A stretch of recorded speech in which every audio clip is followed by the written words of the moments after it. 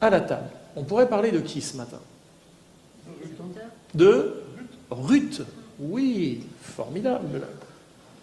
Alors, Ruth, chapitre 2, versets 1 à 3, on fait la lecture dans la traduction Bible du Semeur, je ne sais pas si vous la connaissez. Noémie avait un parent du côté de son mari, un homme riche et puissant de la famille d'Elimelech, nommé Boz. Ruth, la Moabite, dit à Noémie, « Permets-moi d'aller au champ, ramasser des épis.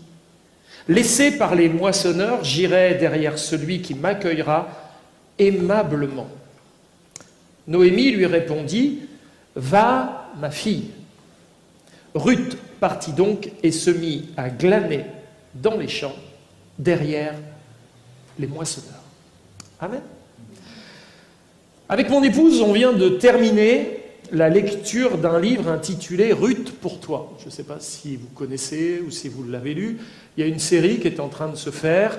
Il y a eu « Proverbes pour toi », il y a eu « Juge pour toi » et il y a aussi « Ruth pour toi ». C'est un livre qui a été écrit par un certain Tony Merida et on a beaucoup apprécié la lecture de ce livre et je vous le recommande d'ailleurs vivement. Et en lisant ce livre, je repensais à l'histoire de Ruth. Quelle histoire merveilleuse, n'est-ce pas, que l'histoire de Ruth? Formidable histoire. Je pense que si on pose la question, en particulier aux sœurs ou aux jeunes filles, quels sont les livres que tu préfères dans la Bible? Je pense qu'entre Esther et Ruth, leur cœur balance. C'est les livres des jeunes femmes, voire même des femmes un peu plus âgées, mais le livre de Ruth et le livre d'Esther sont des livres magnifiques. Beaucoup de jeunes filles chrétiennes, beaucoup de femmes apprécient ce livre de l'Ancien Testament. S'il n'était pas un récit bien réel, pourrait être classé dans la catégorie roman d'amour. Roman d'amour. Qui finit bien, oui. En plus, bah oui, les romans d'amour, ça finit bien en général, non? Hein, ça finit bien. On a des petites larmes et tout, mais généralement, ça finit bien.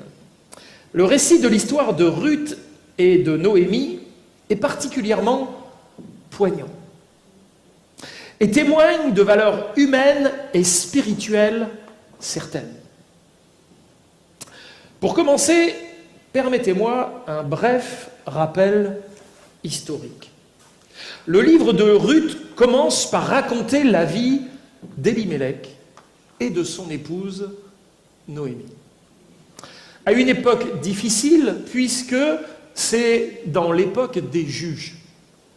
Vous savez tous qu'à l'époque des juges, il est écrit que chacun faisait ce qui lui semblait bon. Et quand chacun fait ce qui lui semble bon, c'est généralement pas une bonne époque. Donc chacun faisait ce qui lui semblait bon, et c'est à cette époque-là qu'Elimelech et Noémie vivaient. Et une famine va sévir sur le pays, qui va les amener à quitter le territoire d'Israël, quitter la ville de Bethléem et d'émigrer dans le royaume voisin de Moab. Est-ce que quelqu'un sait où se trouve Moab? Moab, c'est ce qu'il conviendrait d'appeler aujourd'hui la Jordanie. On est sur l'est de la mer Rouge, en bordure de la mer Rouge. Donc là, il y a la Jordanie et ses quelques montagnes. Et donc ils vont partir en direction de la Jordanie parce que la famine est en Israël. Seulement, au lieu d'y trouver la paix et l'abondance, parce que généralement, quand on quitte son pays, c'est jamais de gaieté de cœur, c'est soit parce qu'il y a une guerre, soit des troubles, soit des heurts politiques, soit une famine. Ils sont partis, ça devait être difficile pour eux, et quand on part, on espère trouver forcément mieux ailleurs, mais au lieu de trouver la paix et l'abondance qui justifiaient qu'ils quittent ainsi Israël, son territoire, ils rencontrèrent de grandes difficultés. En effet, Elimelech mourut, et ses deux fils, Mahlon et Kilion, moururent eux aussi après avoir épousé des femmes Moabites. Ils laissèrent ainsi 3 veuves démunies de tout. Sincèrement, la scène est catastrophique. Cette histoire d'amour commence mal. Les histoires d'amour commencent mal en général. Oui, je fais partie de ceux qui ont des petites phrases comme ça. Noémie décida donc de rentrer à Bethléem. Accompagnée, en plus Bethléem, ça veut dire quoi? La maison du pain. Dans la maison du pain, il y avait plus de pain. C'est terrible, hein? Mais elle décide de rentrer à Bethléem accompagnée d'une seule de ses 2 belles filles, Ruth, qui décida de suivre Noémie, et elle déclara cette célèbre phrase qui n'est pas de Jean-Jacques Goldman ni de Céline Dion: « J'irai où tu iras. Mon pays sera toi. » Non. « J'irai où tu iras, où tu demeureras, je demeurerai. Ton peuple sera mon peuple, et ton Dieu sera mon Dieu. » Formidable quand même cette parole. J'irai où tu iras, où tu demeureras, je demeurerai. Ton peuple sera mon peuple, ton Dieu sera mon Dieu. Waouh! Arrivée à Bethléem, Ruth proposa à sa belle-mère d'aller glaner quelques gerbes d'orge afin de pourvoir à leurs besoins. Et sans doute Ruth savait que, selon la coutume instituée par Dieu, les Juifs devaient laisser les étrangers et les pauvres glaner dans leurs champs. Oui, la loi de Dieu, loi qui avait été donnée par Dieu à Moïse, était aussi une loi sociale. Ce n'était pas juste une loi cérémonielle. Il y avait énormément de choses sociales, civiques. Et donc Dieu avait dit à son peuple: vous laisserez des gerbes dans vos champs lorsque vous les moissonnerez, pour que les pauvres, les indigents et les étrangers puissent venir se servir. Ce sera en quelque sorte leur part. Ruth chapitre 2, versets 2 à 3, Ruth la Moabite dit à Noémie: permets-moi d'aller au champ ramasser des épis laissés par les moissonneurs.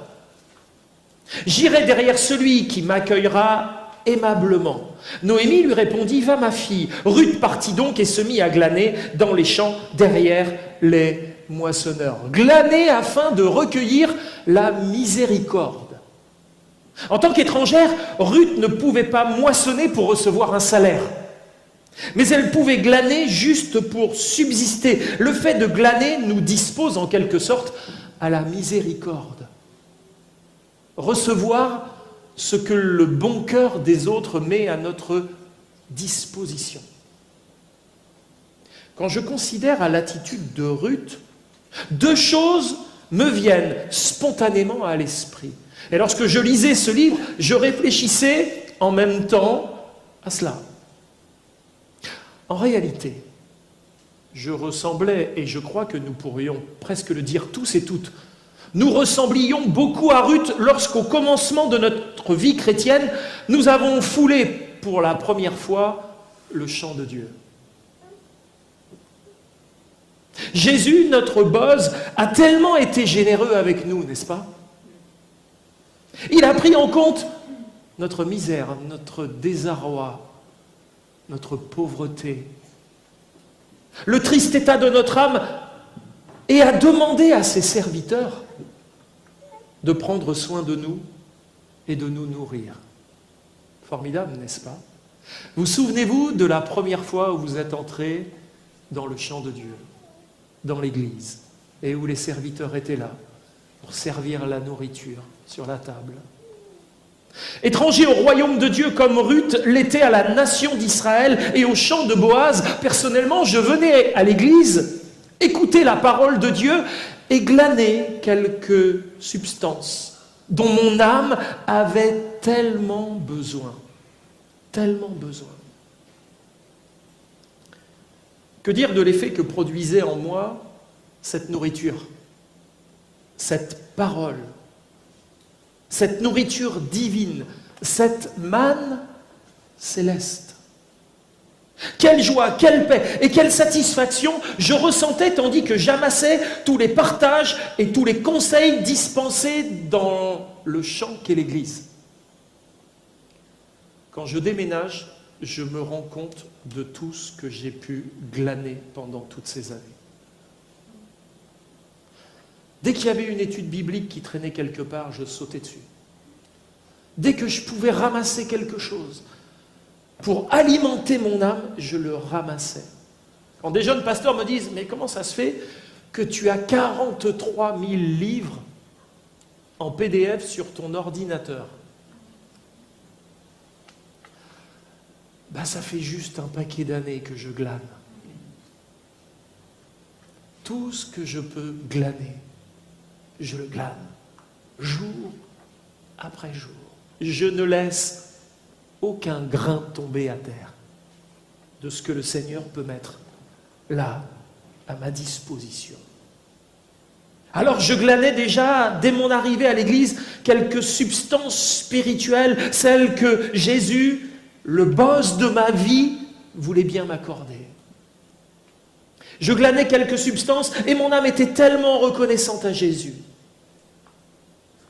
Pour autant, je n'étais pas encore profondément connecté au Christ, à la source divine, qui apporte la vie et le pain en abondance. Je me contentais de profiter de quelques glanures que je ramassais par-ci, par-là.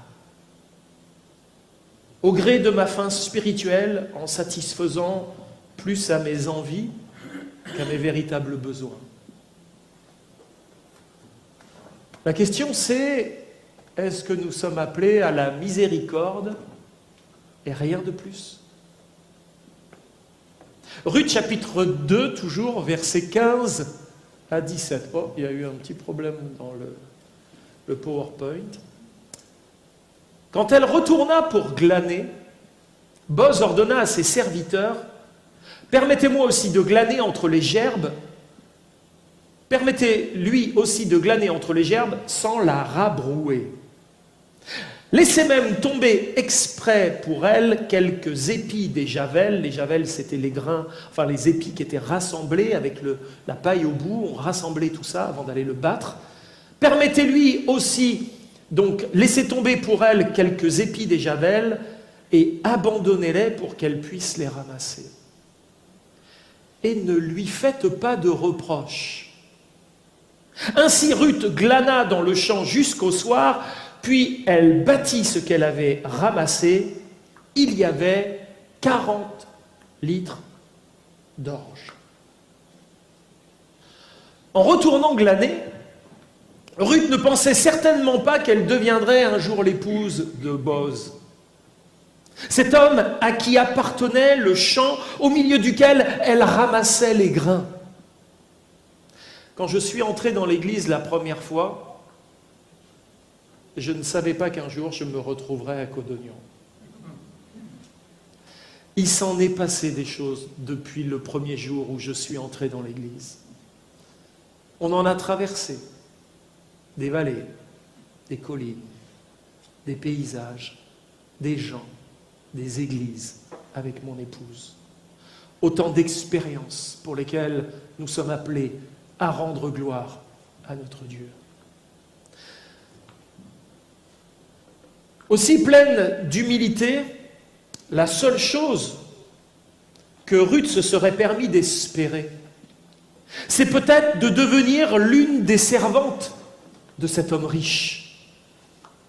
Lorsque j'allais à l'église, très vite, lorsque je regardais les pasteurs, je me disais, qu'est-ce que j'aimerais être comme eux. Et puis, quand ils prêchaient, je disais, ah, ils auraient dû dire ça, et pourquoi il a oublié de dire ça? Alors je commençais à réfléchir, à essayer d'aller plus loin. Dès que des pasteurs commençaient à discuter entre eux, je m'approchais d'eux, j'écoutais leurs conversations. J'avais pas de temps à perdre. Alors j'étais là, et tout ce que je pouvais glaner, dès qu'ils commençaient à se retrouver entre eux, je disais, est-ce que je peux venir avec vous? J'essayais d'écouter, de profiter de tout ce qu'ils avaient à dire. j'aurais aimé être un de ses serviteurs. Et je pense que Ruth se disait, si je pouvais être une des servantes de Boz, eh bien, la nourriture serait assurée. Il s'occuperait de moi. Il prendrait soin, certainement, de moi et de ceux avec qui je vis. Et la question que j'aimerais vous poser ce matin, c'est quel est le type de relation que vous entretenez avec Christ? Quel est le type de relation que j'entretiens avec Christ? Cette relation consiste-t-elle à venir vers lui pour recevoir sa miséricorde? Lorsque je suis démuni dans le besoin? Ou pour approfondir ma relation et mon intimité avec lui?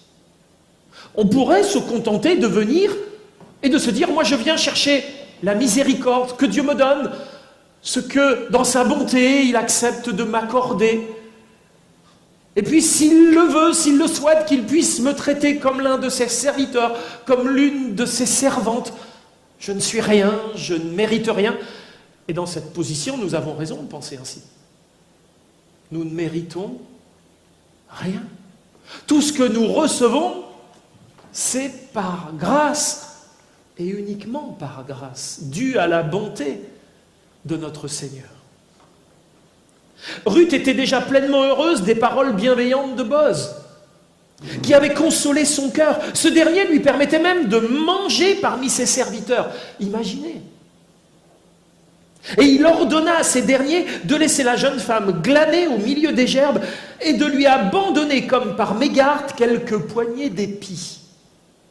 C'était sans doute une manière aimable de lui faire l'aumône sans trop la blesser. C'est vrai, ça peut être blessant qu'on nous fasse l'aumône.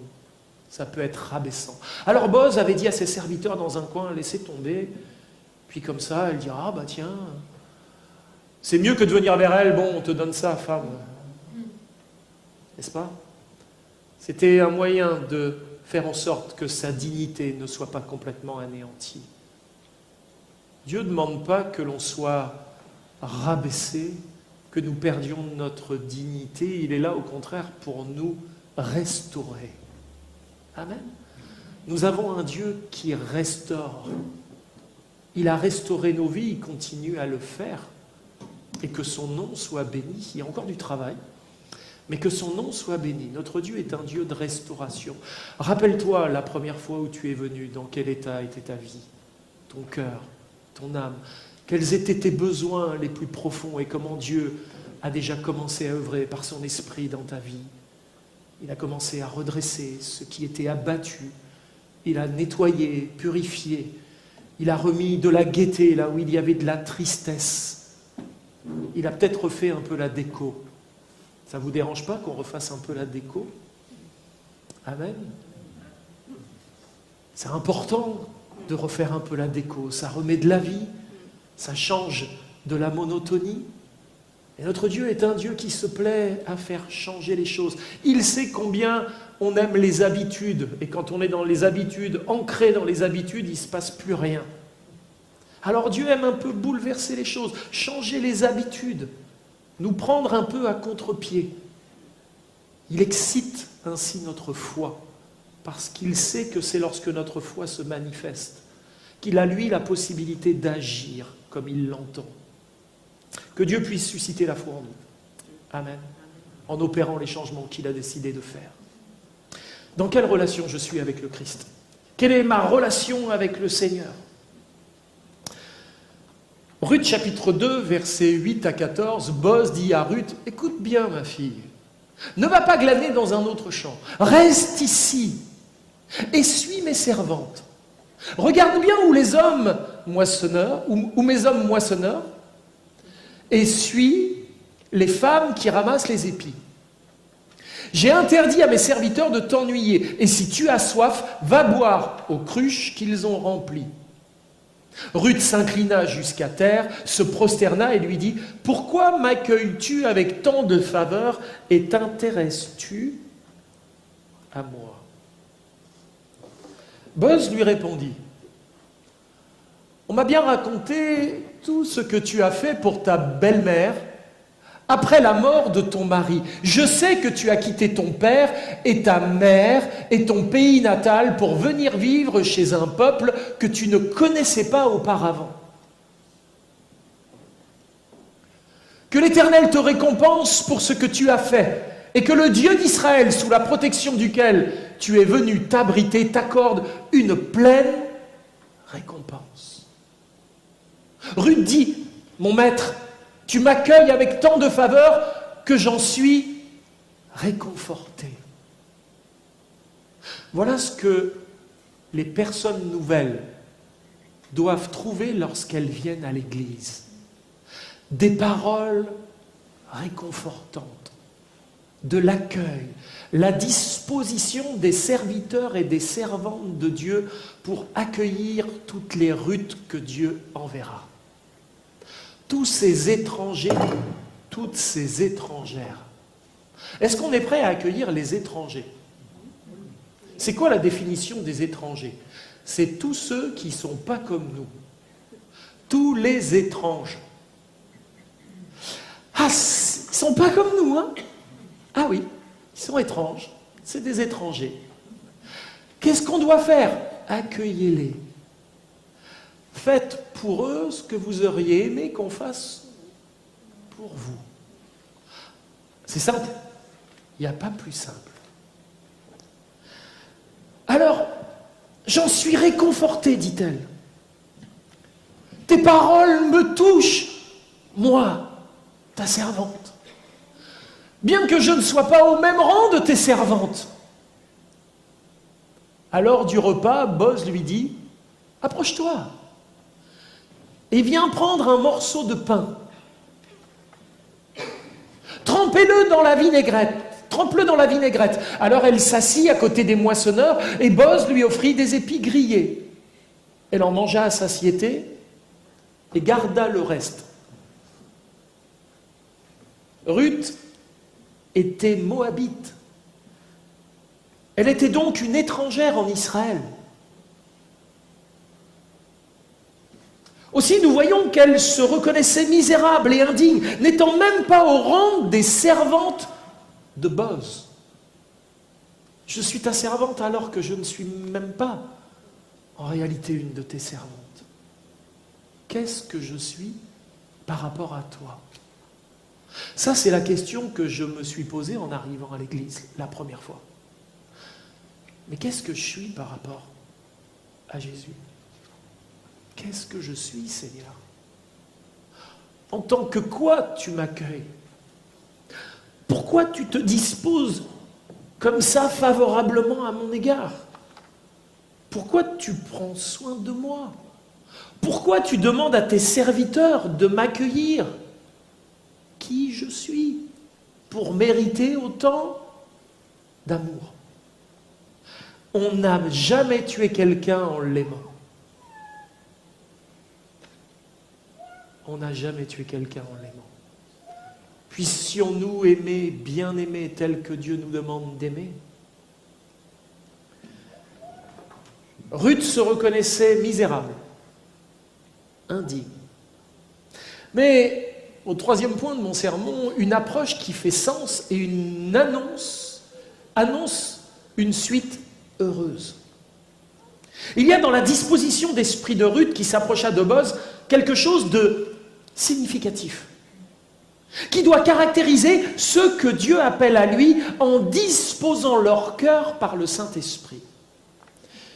La première chose, c'est nous reconnaître comme des étrangers dans la maison de Dieu. Nous étions tous et toutes des étrangers dans la maison de Dieu, la première fois où nous sommes entrés. Reconnaître notre indignité.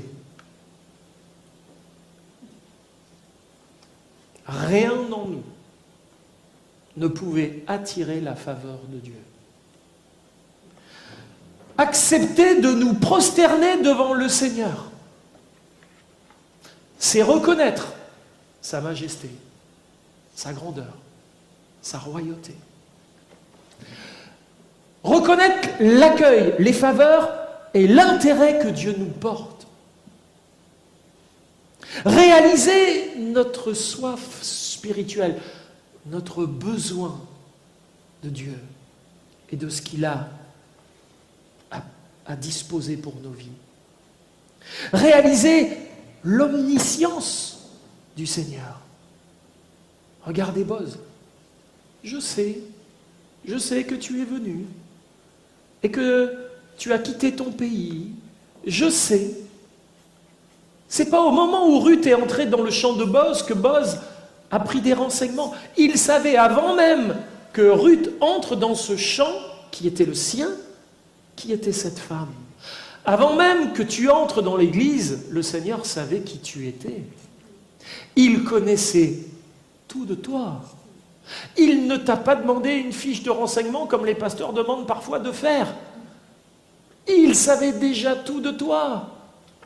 Il n'a pas besoin de ton adresse email pour s'adresser à toi, ni de ton téléphone. Il sait qui tu es. Avant même que tu sois, il te connaissait déjà. Réaliser son omniscience, venir nous réfugier sous sa protection divine et répondre à l'invitation de partager la nourriture du Maître. C'est quand même une belle série de choses dans lesquelles nous sommes appelés à entrer. Heureux ceux et celles qui prennent conscience de leur misère spirituelle et qui ont faim de Dieu, parce que qu'est-ce qui se passera pour eux? Ils seront rassasiés. C'est une promesse. Nous souhaitons tous être rassasiés. Nous souhaitons tous que Dieu remplisse notre vie. Mais la condition pour cela, c'est de discerner notre véritable besoin, notre véritable état, notre véritable misère. Tous ceux et toutes celles qui entrent dans un restaurant ont un point commun. Ils ont faim. Ils ont faim. Les repus ne fréquentent pas les restaurants. Avez-vous faim? J'ai énormément faim, et plus la fin du culte approche, et plus j'ai faim. Pas vous? Jean 6, 35, Jésus leur dit, je fais tomber ma gourde à chaque fois, « Je suis le pain de vie. Celui qui vient à moi n'aura jamais faim. » Ça ne veut pas dire qu'on n'éprouvera plus aucune faim. Ça veut dire que nous aurons tellement de nourriture qu'on n'aura pas le temps d'avoir la faim. On sera sans cesse alimenté.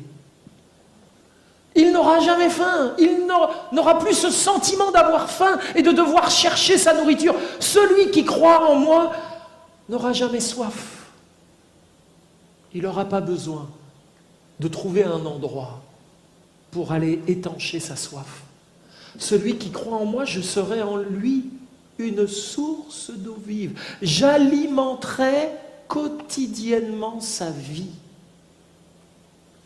D'habitude, la récolte d'un glaneur, après une longue journée de travail sous un soleil brûlant, n'était pas très abondante. Car il ne prenait que de quoi manger pour la journée. Mais Boz fut tellement bienveillant que Ruth bâtit environ 30 kilos de grains. C'est énorme. 30 kilos de grains. Aussi quand Ruth rapporta à Noémie le grain déjà grillé que Boz lui avait donné et que les serviteurs lui avaient mis à disposition, et les 30 kilos de grains qu'elle avait ramassés, la vieille femme reconnut là une grâce particulière et s'en réjouit. Mon programme de visite va commencer. Si vous souhaitez des visites rapides, téléphonez-moi ou venez me voir. Sinon, je vais égrener la liste alphabétique et l'un après les autres, vous allez avoir un petit coup de téléphone de votre pasteur pour vous proposer une de mes visites. Moi, j'aime bien visiter les mamies. Bon, les papiers aussi, hein. Mais j'aime bien visiter les mamies. J'aime bien aller glaner chez les mamies. Elles ont toujours du café, des biscuits. Et puis, elles ont toujours des expériences aussi. Et moi, j'aime bien les expériences. Ça fortifie ma foi. Et puis les mamies, quand on leur demande de prier pour vous, ben, généralement, elles le font. Excusez-moi. Les jeunes, quand on leur demande de prier pour nous, ils vous disent qu'ils le font. Ils le font un jour, 2 jours, puis après, ils ont tellement de choses à penser qu'ils vous oublient. Mais les mamies, elles ne vous oublient pas. Elles n'ont pas que vous à penser, mais elles ne vous oublient pas. Alors moi, j'aime bien aller visiter les mamies, leur donner des sujets de prière, parce que je sais que c'est l'artillerie lourde qui est derrière et qui canarde. Tous les jours, elles envoient leurs obus dans le camp de l'adversaire. Tous les jours, elles sont fidèles dans la prière. Et ça, c'est tellement important pour ceux qui sont là, dans le combat, au quotidien. Et donc, Naomi, elle a vite compris. C'est pas normal, 30 kilos de grains, au travers du fait d'avoir glané. Il y a une grâce là qui est en train de se produire. Et la question que je vous pose, c'est: sommes-nous toujours pleinement conscients et reconnaissants des grâces divines que nous recevons du Seigneur? Réalisons-nous que nous ne méritons rien et que ce que Dieu nous accorde n'est que pure grâce? On pourrait dire, ben, c'est bon Ruth, t'en as assez, t'as 30 kilos, le temps que tu prépares ça, ben, tu verras plus tard. Non, elle ne se contente pas des 30 kilos d'orge. Elle retourna au champ pour y glaner encore et encore, jusqu'à ce que le maître riche et bienveillant lui accorde le droit de rachat et fasse d'elle son épouse. Boz étant de la famille d'Elimelech, il avait un droit de rachat vis-à-vis de Ruth. En effet, selon la coutume en Israël, on devait faire revivre le nom d'un défunt en le rétablissant dans son héritage. Et cette tâche incombait donc à son plus proche parent. Et même si Boz n'était pas le plus proche parent, nous voyons qu'il œuvra de manière à effectuer le rachat. Avant cela, au chapitre 3, il est dit que la jeune femme, sur les conseils de sa belle-mère, allez, je la fais la blague. Les belles-mères peuvent aussi donner de bons conseils. Sur les conseils de sa belle-mère, alla se reposer aux pieds de Boz, ce qui ne manqua pas d'égayer le cœur de ce dernier. Juste après, Noémie, par ses paroles éclairées et pleines de sagesse, rassura Ruth. Ruth 3,18, « Sois tranquille, ma fille, jusqu'à ce que tu saches comment finira la chose, car cet homme ne se donnera point de repos, qu'il n'ait terminé cette affaire aujourd'hui. » Vous en connaissez, vous, un boss qui ne se donne pas de repos, qui ne sommeille ni ne dort jusqu'à ce que toute l'affaire soit terminée? Puis il entrera avec nous dans un grand repos, dans la grande festivité. Et nous découvrons que la grâce de Dieu trouvée en Boz racheta Ruth, ce qui lui permet de devenir l'épouse de Boz, de prendre place dans la merveilleuse et étonnante généalogie de Jésus. Quatrièmement, on va accélérer. Une belle image avec de grandes répercussions. Ce récit ne communique pas qu'une faible image du rachat que Christ a effectué à notre égard. 1 Pierre chapitre... Il faudra trouver le chapitre, mais versets 18 et 19. « Ce n'est pas par des choses périssables, par de l'argent ou de l'or que vous avez été rachetés de la vaine manière de vivre que vous aviez hérité de vos pères, mais par le sang précieux de Christ. » Nous n'avons pas été rachetés avec rien, avec quelques broutilles. La valeur de notre rachat est incommensurable. En nous rachetant par son sang précieux, Christ, notre Boz, nous a fait entrer dans la famille de Dieu et dans son royaume. Il a fait de nous des saints, des gens de la maison de Dieu. Paul, dans Éphésiens 2,19, va dire « Ainsi donc, vous n'êtes plus des étrangers ni des gens du dehors, mais vous êtes des citoyens, des saints, gens de la maison de Dieu. » Dans la maison de Dieu, nous sommes chez nous. Nous ne sommes plus des étrangers. Nous l'étions, mais nous ne le sommes plus. Aussi réalisons-nous pleinement cette nouvelle identité qui est la nôtre quand après avoir été rachetés par Christ, nous appartenons à son peuple, nous sommes citoyens, concitoyens des saints, gens de la maison de Dieu. Réalisons-nous notre nouvelle identité quand après avoir été régénérés, être nés de nouveau, nous nous comportons encore comme ceux et celles qui glanent.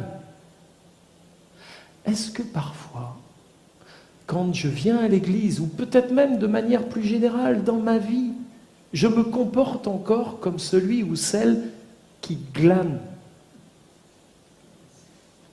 Je suis toujours dans les champs, jour après jour, à ramasser les petites choses qui traînent, juste pour me dire, bon, avec ça, je vais peut-être arriver à aller un peu plus loin. Est-ce que vous croyez sincèrement que notre Seigneur nous a rachetés pour qu'on continue à glaner?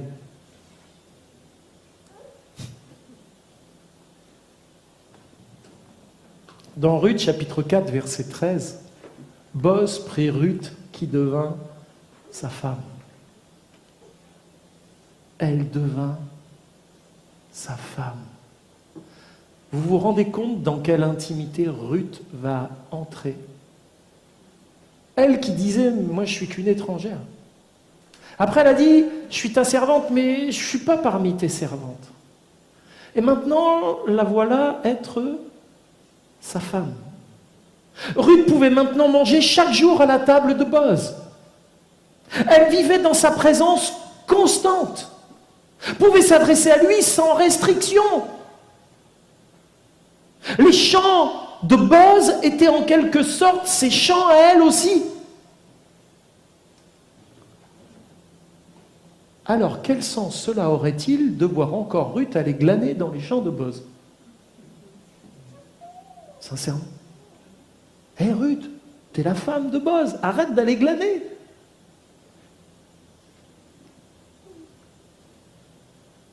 Qu'est-ce que pourrait penser Boz en voyant son épouse se comporter comme la moindre de ses servantes?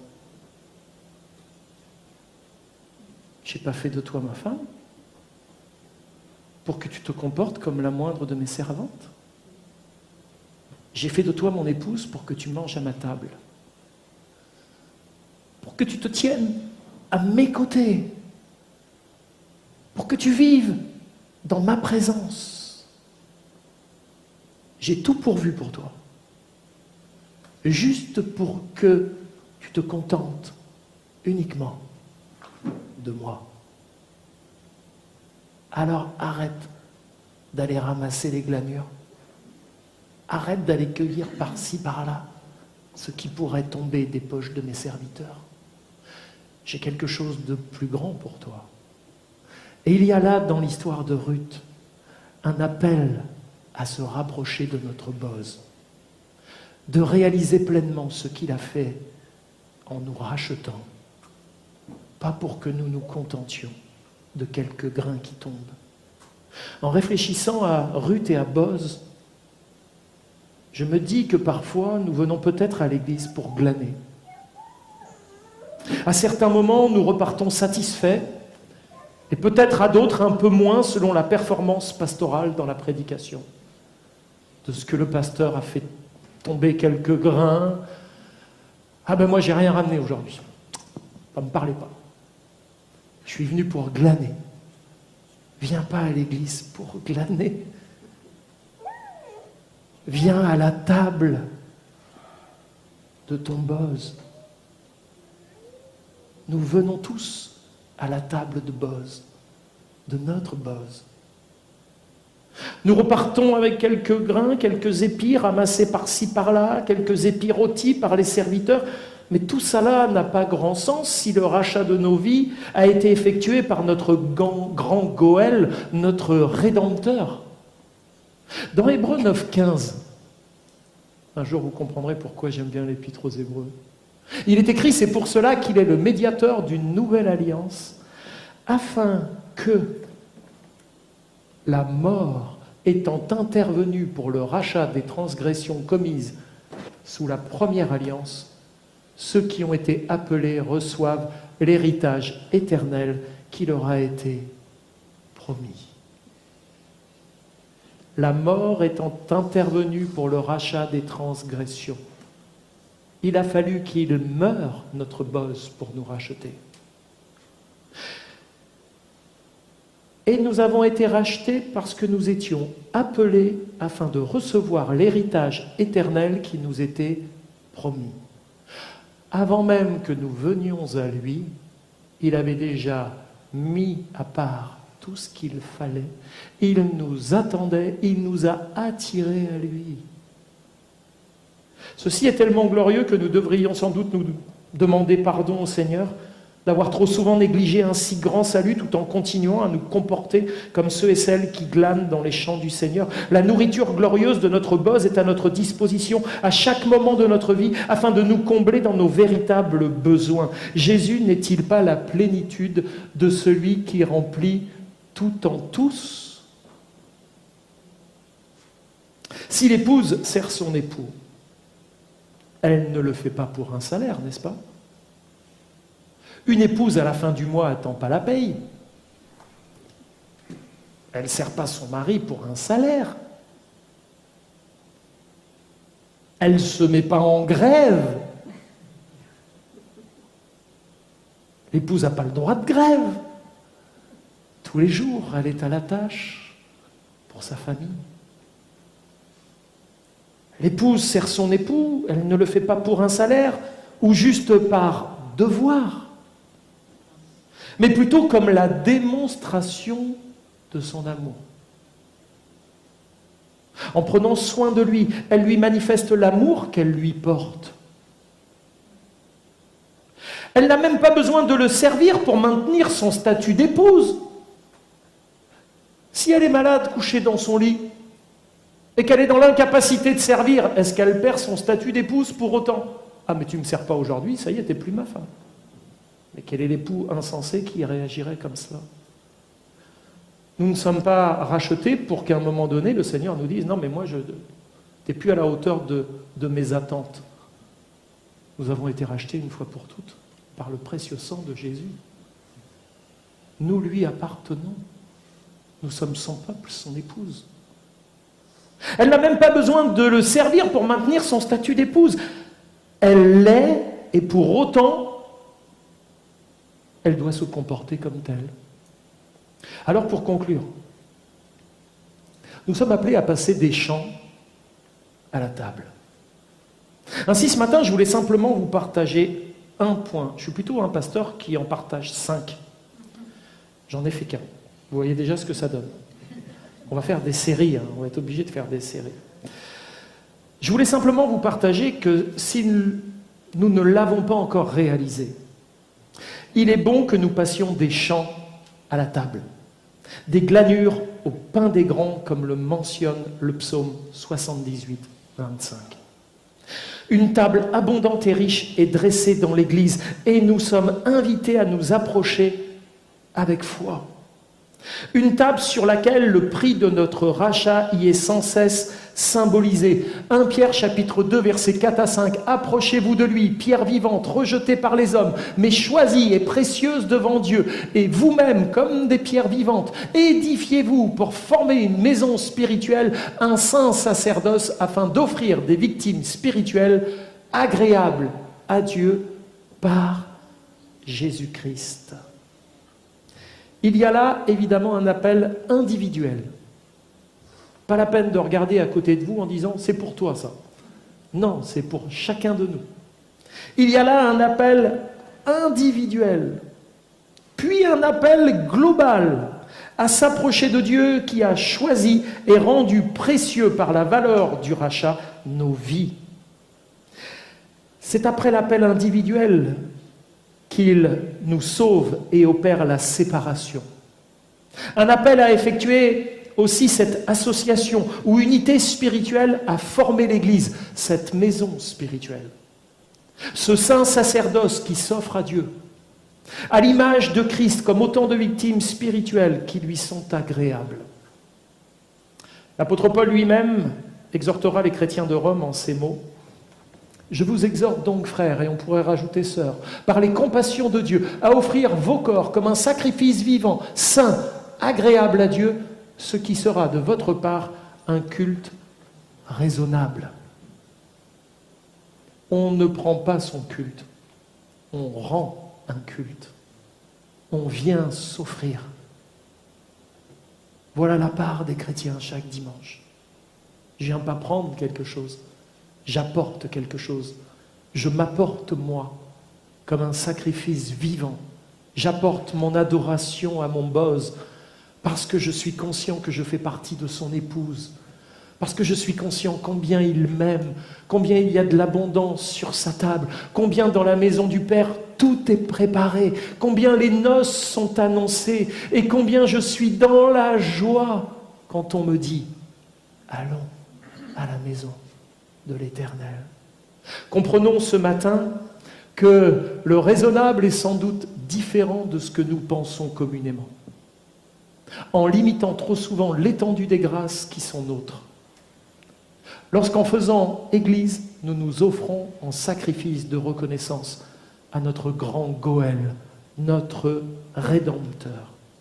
Aussi disposons-nous dans la foi, non aux glanures, mais à la table, en entrant pleinement ensemble dans la communion du Seigneur avec son Église.